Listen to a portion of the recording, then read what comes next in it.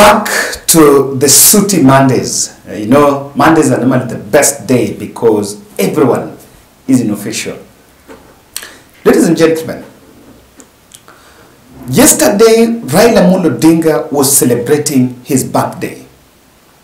And the event that was going on that happened in Kilifi became a political arena. Now in this podcast, I want to talk about something that I had actually avoided for better part of 2023. And this is because of my informed position on Azimio la Umoja flag bearer. And I want to state categorically, David Murathe's statement yesterday during Raila Odinga's birthday is something that must be interrogated deeply, and Raila Odinga team must not marvel but be wary of the objective. Raila Odinga has vied 4 times, and I think he does not have a presidential bid. What he has is a bid to become the president. I want you to listen to Murathe and just also what you said there. Wasitulete candidate wetu ni Jacom mpaka seme hataki. Akisema ni yeye, si ndio? Kama sio yeye basi kina Joho, kina Kalonzo, kina wengine simame. Lakini kwa sasa our candidate ni Raila Amolo. Kila moja anasema ya kwa in Azimio we have enough numbers. But I strongly believe in Azimio the number that we have. Nambari 1 Raila Amolo Odinga. Nambari 2 Raila Amolo Odinga. Nambari 3 Raila Amolo Odinga. Kama kila chama iko na nguvu ndio Azimio inakuwa na nguvu. Kwa tunataka Jubilee jitayarishe na hiyo nguvu. Na wao kwa namna hiyo. ODM sasa tumeanza harakati ya kusajilisha wanachama katika chama cha ODM. Nataka niwaambie watu wa Pwani na Raila Amolo Odinga are inseparable. Ni watu ambao wameshikana kwa kiuno. Tumeelewana hapo? Kama ni noma, kama ni mbaya. So yesterday, Murathe said, the Jubilee Party Vice Chair is saying that Raila Odinga is de facto presidential flag bearer of Azimio la Umoja, and Azimio will only consider the Joho and the Kalonzo Musyoka, or rather Azimio la Umoja will only consider others if Raila voluntarily decides to step down. That statement is politically heavy because as we speak, we've seen different leaders pulling strings in different directions. And I want to say something just on that. There's some truth. Nothing stops Raila Odinga from vying for presidency in 2027. And age is not even one of them. He's turning 79 today. He turned 79 yesterday. In 2027, he will be 82. Do you know Malawi elected a 90-year-old as the president? And as you think around that, you may also want to know what is the age of United States President Joe Biden. So age is not a variance to deter Raila from the ballot. That's the first truth. Number 2, if elections are to be done tomorrow or today, and Azimio la Umoja are supposed to pick a candidate, the only formidable candidate in Azimio la Umoja as we speak is Raila Odinga. And not to say that Kalonzo, Karua and others are not formidable. But the truth here is Kalonzo, Karua have done little to convince the populace that they can face Ruto. In fact, between now and 2027 is a moment for political packaging for any other person in Azimio la Umoja that wants to confront, that want to face Ruto in 2027. For them, they're still in the packaging process. And Raila is not a candidate that will require more packaging as we speak. And I want to warn Azimio, or rather want to warn Raila Odinga's handlers, that they must be very delicate.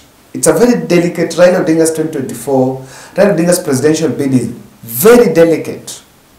Because for Raila to go to the ballot, I remember, I must remind them how they spent a whole month convincing Kalonzo Musyoka to join the fray and not to go to Kenya Kwanza.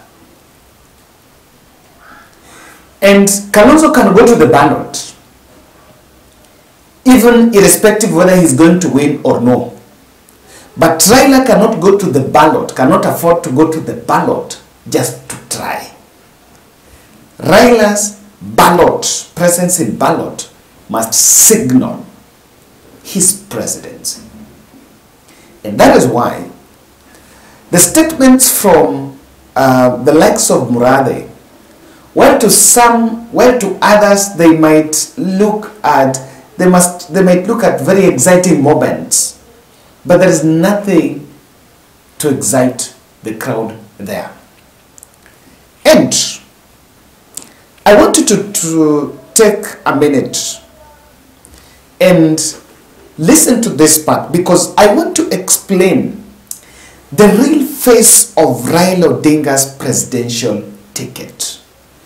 The value of Raila Odinga's presidential ticket. Because I think this is something that we've been talking about. It's time to give out to Kalonzo. But that doesn't mean that Raila doesn't have a ticket.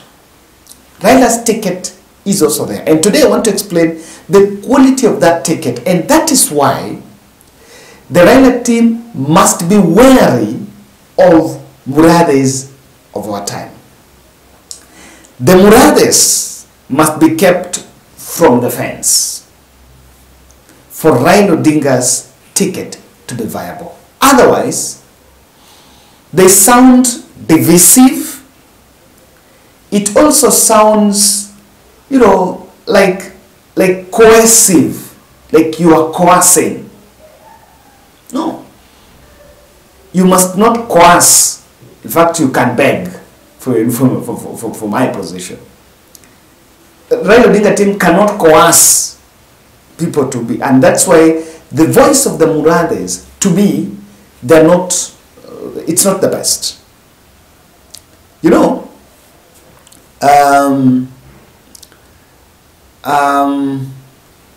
during Christmas, and I think I'll say that later, I want to explain the ticket, Raila ticket, kindly. Before you get deep into that, I want to humbly ask you to subscribe to our channel. I've realized quite a number have been watching without subscribing. Kindly subscribe to our channel. We are in our journey to 60,000. I believe we'll be able to do it. I was planning to get it before Christmas, but of course, because of home and other inconsistencies, that could not be reached. But I believe in this January, we'll be able to click the 60,000 mark in this channel. So kindly subscribe and also share our videos. Now, number one quality, Raila's ticket must be a revolutionary ticket. Must be a revolutionary ticket. And let me explain this. Raila's ticket now, if you look at, and I want to liken 2027 with 2017. it has few identities. Number one, in 2017, it was the end of first term of Uhuru Ruto. In 2027, it will be the end of first term of William Ruto. Now, when Uhuru Ruto campaigned in 2013, they campaigned on a platform of digital versus the old, I don't know. It was digital versus, it is digital versus something, someone would remember. Like the digital. And they also ran on a big ICC euphoria and at a pledge of making things better. But between 2014 to 2017, the country experienced plunder, outright plunder of resources. And you can remember the Eurobond, the NYS scandals, and a couple of huge scandals that emerged between that time. Now, Raila Odinga headed to court and ran a very big onslaught, smear campaign, rather capitalizing on these challenges to present, to successfully project the Jubilee One as a government that had actually failed the people. Now, when 2017 came, remember Raila was able to consolidate to bring Mudavadi, Isaac Ruto, Kalonzo Musyoka, and that ticket was the ticket of, getting Kenya reprieve from what Ruto Jubilee One had done. And most of those Jubilee One were mostly on governance flows. Now, in 2027, we have also seen a replica of what happened in Uhuru One, but on this time, it mirrors sort of some dictatorship. You can see policies being churned out, but the populace do not have a say on that. You can see corruption at some level propping up, with government churning out policies, but they seem not even to address the cost of living. The biggest stamp in Ruto Presidency 1 is forced policies. Whether good or bad, you don't need to question. And you can see Raila Odinga has tried in the, I think, after bipartisan talks failed, he tried to be more lethal on William Ruto, exposing some of the things that are not going on right. And of course, in 2024, planning a pushback on Ruto policies, Ruto taxation. Now, with that basis, the candidate the country needs is someone to revolutionize. Now, for a revolution to happen, you need you need a convergence. And guys, let's listen to this. You need a convergence of heads. You need Kalonzo. You need none other political players. You need Uhuru Kenyatta. You need Kenyans. That convergence is very important, and that is why a divisive agenda, something that threatens a split, that antagonizes the team, must be. The team Raila must be very careful. That's the first quality of Raila ticket. The second quality of Raila ticket, it must shed off the boardroom dynasty interests. It must shed off a bit of that boardroom interest and people owned and be pro-people. This is what I mean. And I want to use 2022. In 2022, Uhuru Kenyatta supported Raila Odinga. Many people seem not, many people are not taking the reality. Raila needed Uhuru both and in Mount Kenya team, the billionaires. For one, remember in 2017 he had been supported by Jimmy Wanjigi. Now in 2022 he had veered off. He had also broke up with, had a fallout with Jimmy Wanjigi. And then there's a need for political funding. Who was going to fund the campaign? It is not an open secret.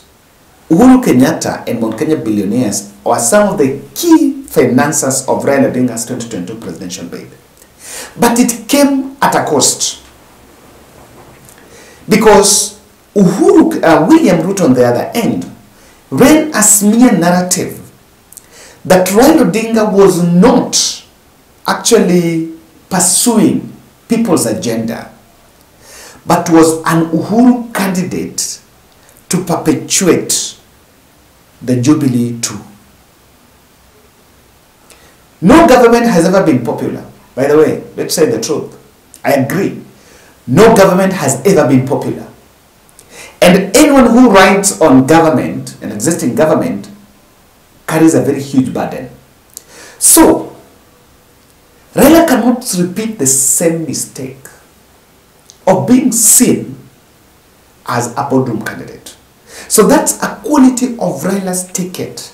In fact, you could see in 2017, Wanjigi was a big face, but many people didn't know. Now, the likes of Murathe, the voices of Murathe projects an interest that they are pushing Raila's presidency at an interest. I believe, let Murathe's sit back. For Raila Odinga's ticket, Uhuru Kenyatta can be in the picture but in the background. Because you will give Kenya Kwanza a unnecessary political fodder. Yes. There's still gullible Kenyans that believe that we are here because of Uhuru Kenyatta. We are here because of so and so. So, I don't think it is politically right. And it will not serve political bonga points to Raila Odinga for the Murathes to make such statements. Even if I know many would want Raila presidential bid. Yes. Many for some obvious reasons. But that does not serve the purpose. Number 3, the other quality of Raila's ticket. Raila's ticket is a universal voice to reboot the country. And I'm saying reboot the country.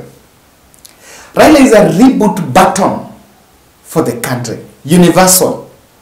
And so, his presidential bid should not be captured by murky Mount Kenya politics. The Murathe presents an axis of Mount Kenya. And I can tell you that some political corners or some political narratives will emerge that people just want Raila presidency so that they can push out Ruto from Central. I need to repeat. The Raila's presidential bid should not be narrowed down to be a card on the murky Mount Kenya politics, but it should be a reboot button the country needs. That is why I insist that the Murathes must be very wary. In fact, I don't marvel at them. You know, I'm seeing a lot of debate going on in Mount Kenya currently. And I'm a very strong supporter of Mount Kenya politics. You know what happened in Uhuru? You know what happened in Ruto Gachagua? Ruto Gachagua, president, in fact, Ruto presidency was propelled by murky Mount Kenya transition politics.